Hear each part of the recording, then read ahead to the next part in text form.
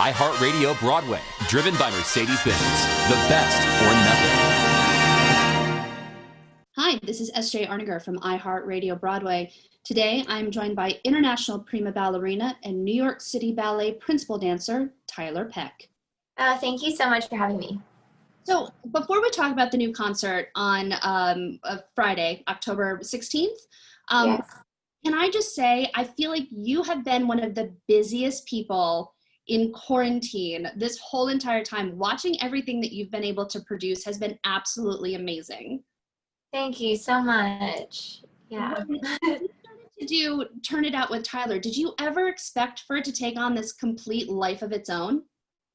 Absolutely not. Literally, I had never done, that was my first Instagram live ever. I didn't really know what it was even. I just thought, I'm sure there's a lot of people at home that aren't able to go to their normal classes. So I was like, if I'm going to give myself class, I might as well let them follow along. And I thought maybe there would be like 20 people that would show up. And then I didn't even really know what the numbers meant at first. And then I realized, oh no, there's a lot of people taking class. And then the amount of messages and the response I got was so overwhelming that I thought, okay, like people are really needing this, they need this hour in the day to like have something to focus on, to look forward to. And so for me, it was like, it was no big deal because I needed to do it to stay in shape. I had to do it as a dancer. I do class every day. So I thought if I can give this to other people, like that's amazing. And it's like this gift I never knew existed until quarantine.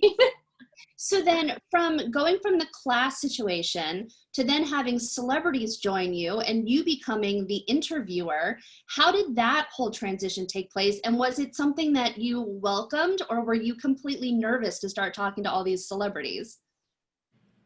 I think because it was in like my wheelhouse, in my class, it felt very natural. And honestly, any celebrity that came on was a dance lover or an art lover.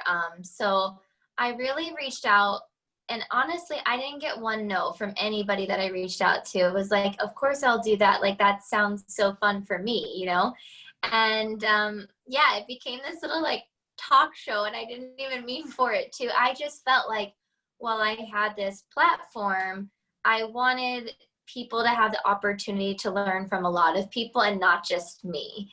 And to kind of make sure that it was, somebody from different types of dance, different artists, Broadway stars, somebody like Josh Groban, like Jennifer Garner. I just wanted them to have an experience that they wouldn't necessarily normally get. And what would you say is probably the most rewarding thing that you experienced from the Turn It Out with Tyler series? I think seeing the amount of people that are dancing across the world. I would get messages from a woman in Iran that says, these have been like the guiding light, like dance isn't even, I guess you're not even allowed to dance there.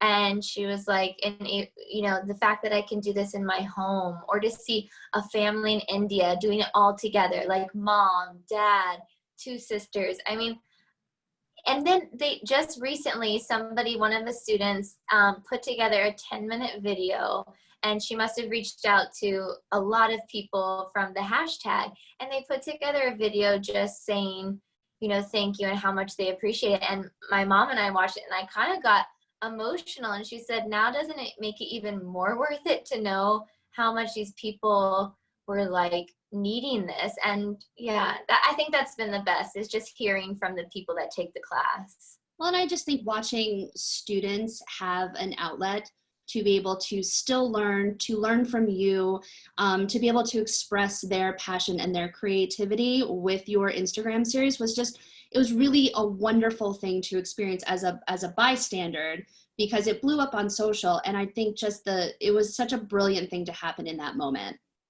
Oh, thank you. And also, some kids had never danced to live music before. Like, I would get their mothers writing me saying, thank you so much for bringing on, some Broadway singers, because that's the first time my daughter has ever danced to anything that wasn't like taped music. And I was just like, I take that for granted because we get to do that every day in the New York City Ballet. But to somebody who's never had it, like, how special. And so from there, you also released a children's book, Katarina Ballerina. So how did that project come to be? Was it something that you've always wanted to do? Well, growing up, my favorite subjects were always math and writing. So I always really loved writing. But it wasn't until I met my co-author, Kyle Harris, doing a Broadway show. We did a little dance here in DC, and that's where we had the initial kind of thought, because here he was surrounded in this kind of ballet, beautiful Degas-inspired musical. And he was, you know, a former like soccer player and a musical theater person, but he was like, I have no idea. So we thought, okay, why don't we kind of make a character that is us kind of combined into one person? And that's where we kind of came up with Katarina, because she's not me at all. But she does have, I guess the important message that we wanted to get across was that, you know, being different is good, and you have to own your unique gifts. And that's something that I think is a message as a ballerina that is very true. You know, there's so many talented ballerinas, especially in my company alone. But what makes us each different is like our unique gifts. And so Katarina might not have, you know, the best body or the best turnout or this, but she has that thing that makes you want to watch her dance. And like that, you can't teach. And so that's kind of the message that I think not just children need to hear, but everybody. Absolutely. The book has such a wonderful message. You can find it wherever children's books are sold. It's literally, it's such a beautiful children's book. So congratulations on that project as well. Thank you. So again, going with, you're one of the busiest people, you have this new concert that's coming out on Friday, October 16th with CLI Studios. It's called New Stage, curated by Tyler Peck. Can you give us an overview of how the project came to be and what viewers can expect from the concert? Yeah, so it kind of came from my Turn It Out with Tyler classes and just people reaching out to me and saying, you know, I so miss being in the theater, being able to go watch a live performance. And I started thinking, I was like, okay, all of our theaters are dark, our stages are empty. Why can't we go dance on those stages? You know, why can't we put on a performance so that people can see something, even if it's from their home? And, you know, there were so many beautiful digital seasons that came out. But I really felt it was important to create a show for now, you know, make new art during the pandemic. And what goes into that process now, you know, using Zoom to, you know, we have a world premiere that was choreographed over Zoom. I was never in the studio with a choreographer. And I just feel like that's so interesting and something people would want to see, you know, the behind the scenes for that. So I came up with the idea and I just thought, you know, I went to CLI and I said, I know it's kind of crazy, but what do you guys think? And they were like, let's do it. So it was a way for me to, bring, like I said, new art to dance lovers or art lovers who were missing, and also have a outlet for the artists to be able to perform, because so many of our seasons have been canceled. And so we were all just so excited to be back on stage. I mean, the first time we were in the theater, I think we all just couldn't actually believe it. Well, I think that's my question. Like, what was that feeling like to walk into a theater for the first time in 8 or 9 months? Because I just did a red carpet for the socially distanced red carpet, and it was the weirdest feeling in the world to go back to what I used to do. So what was that like for you? The first thing that was funny was I was like, do I remember how to do stage makeup? I was like in my dressing room and I was like, I don't know how this is going to go.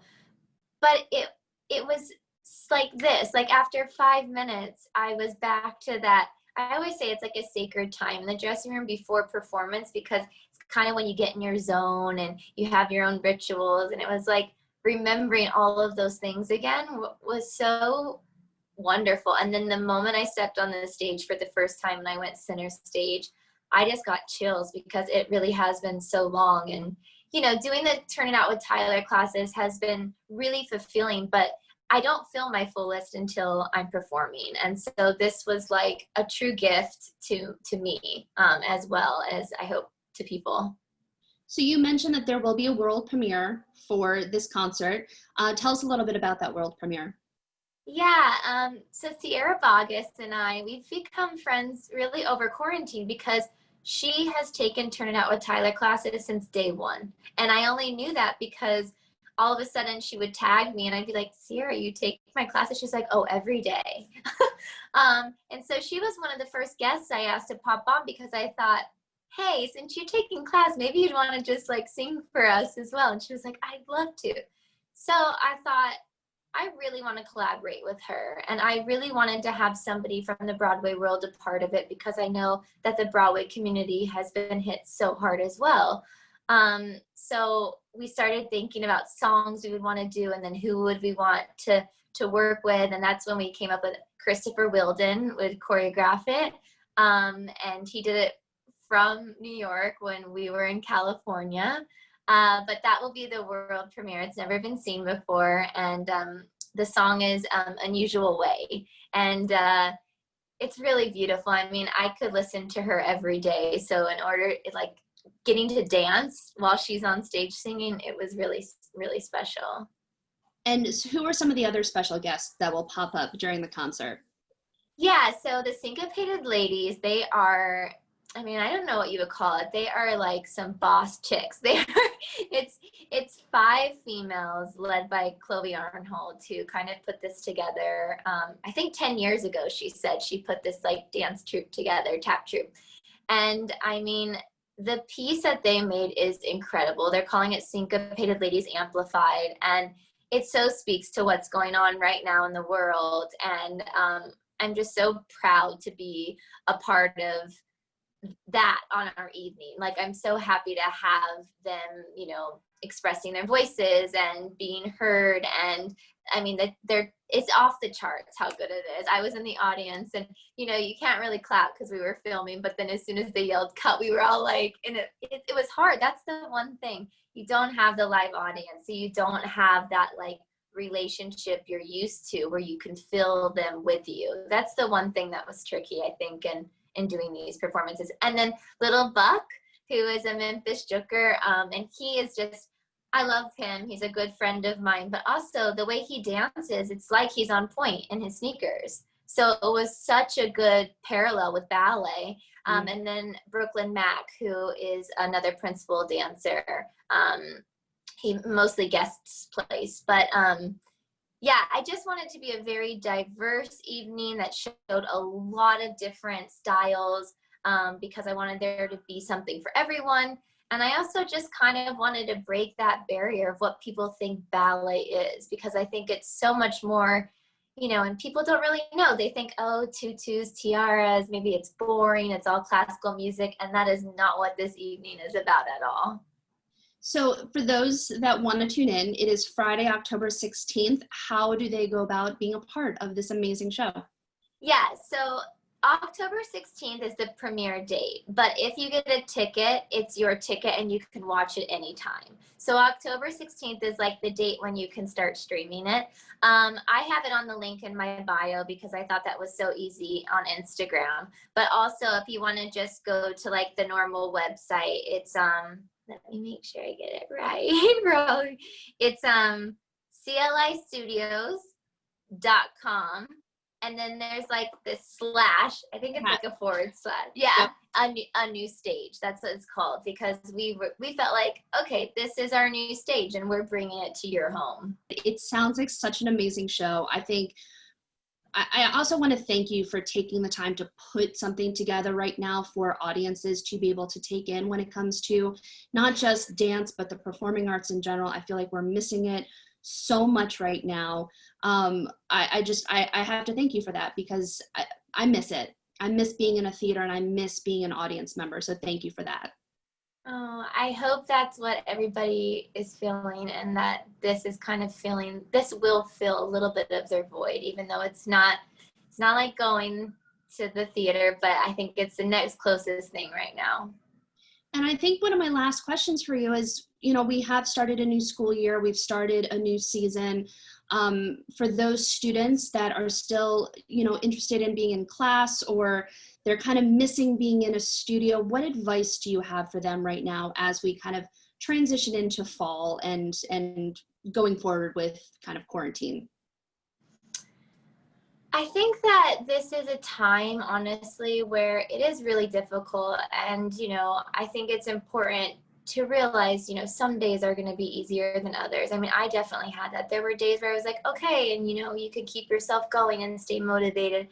And then there's other days where you can say, this really sucks. Like, there are freshmen who don't get to go to their first day of high school, or seniors who are missing their last year. But what I would say is, I really believe that dance and art is healing. And what I have found, even on the days where I feel not my greatest, the minute that I start dancing or doing class or moving, my attitude completely changes. And so I would really say to people, like, just stay focused on that. Stay focused. You can still train. I mean, I'm training every day, even if it's on my kitchen counter, in a room, whatever it is. But just keep that love for it, because I do think that it's the one thing during the day I know that I look forward to. And so I hope that will help others. Again, thank you so much for everything you're doing, for everything you're bringing to make sure that arts is still in the forefront of everyone's minds. Please tune in Friday, October 16th with CLI Studios for a new stage curated by Tyler Peck. I promise you, you will not be disappointed in the concert. Again, Tyler, thank you so much for joining us today. Thank you for having me. It was so nice to meet you. You as well. Thank you so much. All right, bye. iHeartRadio Broadway, driven by Mercedes-Benz. The best or nothing.